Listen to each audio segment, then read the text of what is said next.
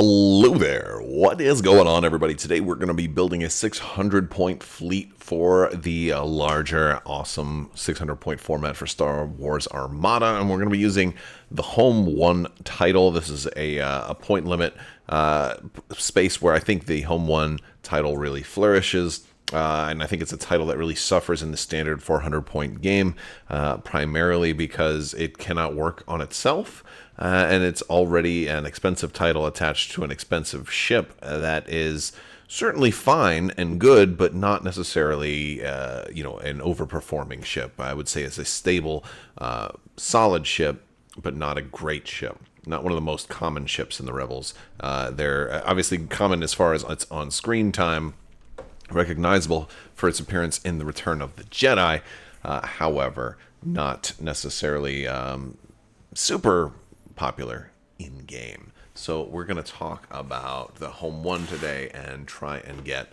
a little bit of love with the 600-point list. So I'm going to be using Ryan Kingston's Fleet Builder today. I'll link that down in the video description below if you're not familiar.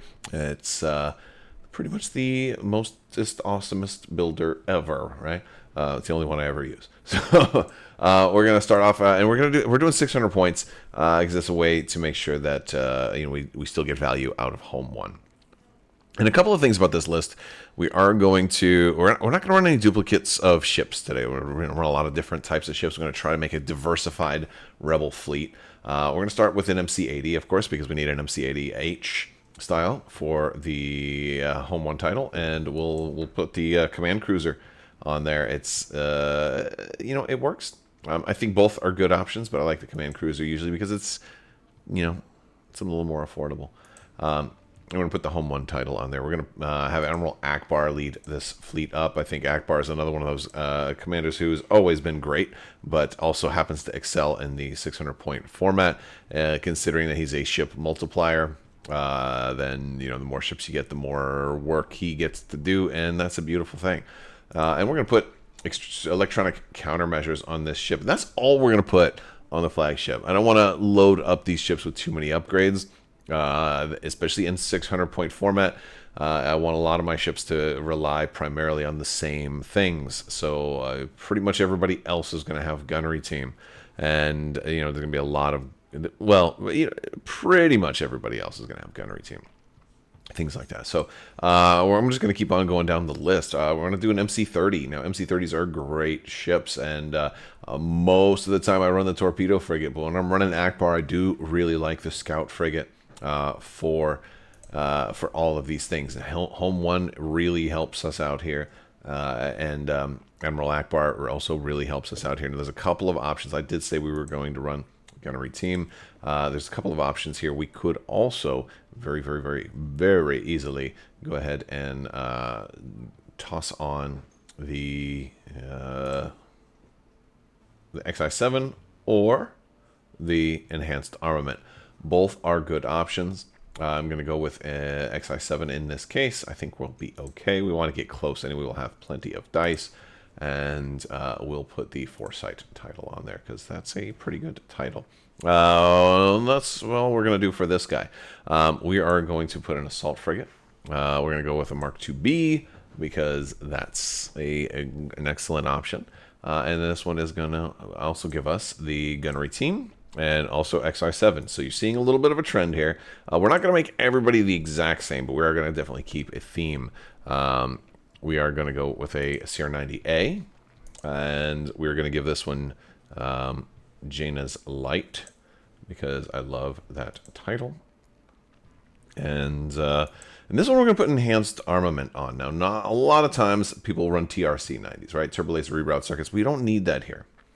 We don't need that here because we've got extra dice from Ackbar. We've got the Home One, so we can guarantee an accuracy. So we can do some things.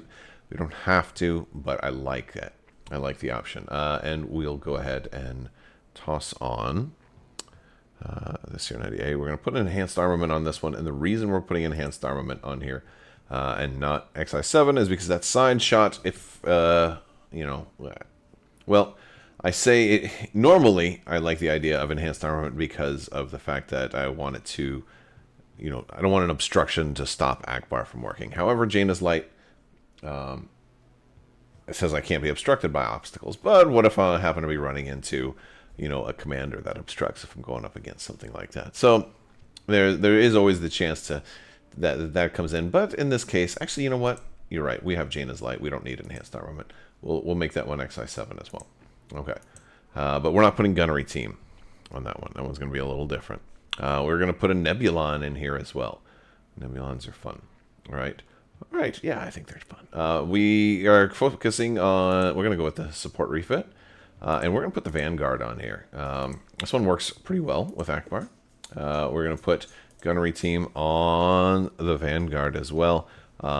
This one is going to have enhanced armament, because this one definitely needs the enhanced armament is critical for Ackbar Nebulons, although we're only running one Ackbar Nebulon in this case. Ends up just being an all-around great ship. And the primary reason for that is that it's a beautiful thing. It's going to allow us to have excellent dice everywhere we go. We've got 3 dice in the front. We'll have 4 dice on the sides. We have no weak side anymore.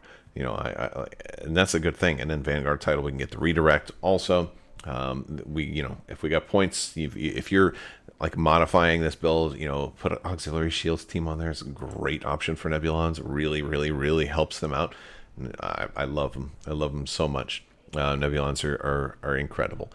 Now at this point, we can come around. I like to run very few squadrons, so I'm gonna put MC-75 on there. I want another big, tough, tanky ship. I'm going with the MC-75 Ordnance Cruiser because it's going to be able to serve as my dedicated anti-squadron ship. I'm going to put ordnance pods on there and flechette torpedoes, which is a very groovy solution. Now, at this point, I don't think we have enough points left to run a Pelta. I had a build pre-planned on here. And if I were going to run a Pelta, it would be so that we could run Intensify Firepower, which could definitely combo pretty well with Ackbar.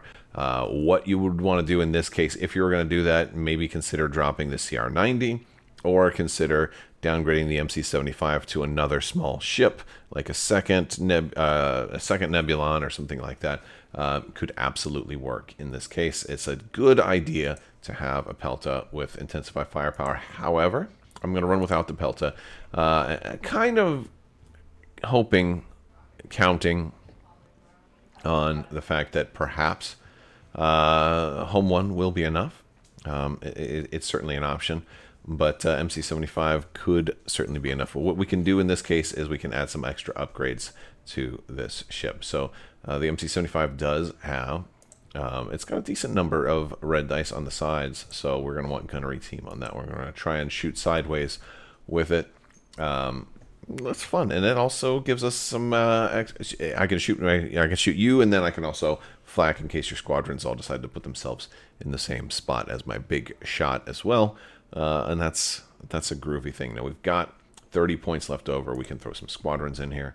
We can put like 2 X-wings in there if we want to do that. We can put a named. We could do a couple of things. I'm not going to go super fancy though. We drop in 2 X-wings. We've got 4 points to play around with. We can modify a few things. Again, there's a lot of ways to change around a list like this. You don't necessarily have to. You don't necessarily have to go exactly with the way I'm doing things. You don't really need that dedicated MC-75 in this case because your opponent's squadrons will just attack everything else. So this is just one way to do it. Now, another way to work this build, we would drop the MC-75. We would add the Pelta. And I think in this case I would just add a couple more squadrons to slow things down. I would put Intensify Firepower on there, and probably not a whole lot extra. Probably Auxiliary Shields team, and then I would also toss in a GR-75 to hand out some tokens.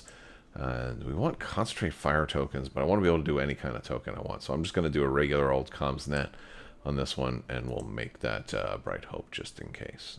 And then we have points for a few more squadrons. I really like the idea of putting Janors on there, and then maybe an A-wing. Can we fit an A-wing in there as well to help keep some people alive? Boom, 600 points, and that is the list. We have a lot of ships here.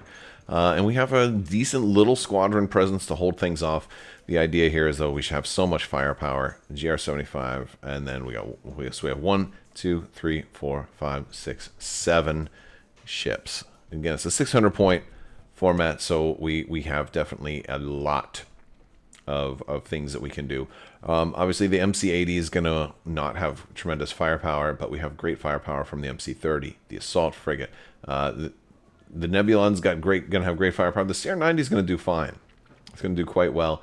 The Pelta is going to give everybody intensified firepower, so now you're maximizing, the Ackbar benefit from everybody. Home One is doing that too. You won't need rerolls at all. You'd have to have more than 2 blank reds to need a reroll, and I just don't see that happening. I think everybody's going to shoot beautifully and wonderfully, and you're going to get your guaranteed accuracies in there as long as you just stay somewhat close to Ackbar. I think you keep everybody kind of close together, allow your squadrons to go in there and do some work, allow some of your ships to flak if they need to. Hey, everybody can flak. That's not a problem because just about everybody's got gunnery team. The GR75 can flak till its heart's content. The Pelta, it probably isn't going to do a whole lot of dedicated attacking anyway, so it may just want to flak. It's very good at flakking. But we have a lot of firepower coming off of Ackbar, and that can be a really fun list. Let me know what you guys think down in the comments section below. I always have fun putting 600-point lists together. It's my favorite point level to play Armada at, although I have played at higher levels. Let me know what you have played in the comments section below. And also, don't forget to join our Discord. We keep the discussion going there as well. I want to thank you all so much for watching. Big thanks to my patrons. You guys are out of this world and help make this whole channel possible. I will talk to you later. May the force be with you. Live long and prosper. Be excellent to each other. Party on, dudes. So say we all. And always wash your socks.